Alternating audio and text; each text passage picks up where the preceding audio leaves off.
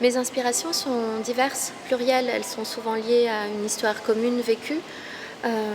Pour ce projet d'exposition, j'ai tenu à retracer les liens entre le Vietnam et la France, des liens historiques, mais aussi des liens émotionnels. Ici, nous sommes en présence d'une œuvre qui s'appelle Les couleurs du gris, qui sont des peintures murales, des fresques à l'échelle du corps et du paysage qui ont consisté à recevoir une charge pigmentaire, une charge de peinture assez intense, couche après couche. Les couleurs, petit à petit, vont s'annuler de telle manière à laisser place à une dramaturgie, à un paysage à la fois onirique, mais en même temps taché de cette empreinte mémorielle de l'histoire. Petit à petit, ces couleurs, finalement, qui auront délivré leur intensité, vont s'effacer. Ce qui était important pour moi, c'est d'arriver à matérialiser une intensité liée à une forme de contamination.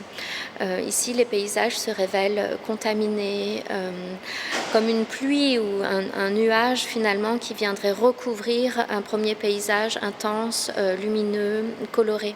En réalité, ces couleurs renvoient à des couleurs qui ont symbolisé des dioxines déversées sur les sols vietnamiens, plus précisément au Vietnam, mais plus généralement en Asie du Sud-Est, pendant les interventions américaines dans cette région dans les années 60-70. Et chaque dioxine renvoyait à une couleur, et l'ensemble de ces dioxines utilisées lors d'opérations d'épandage total ont été camouflés sous le nom d'une opération trompeuse, Rainbow Herbicides.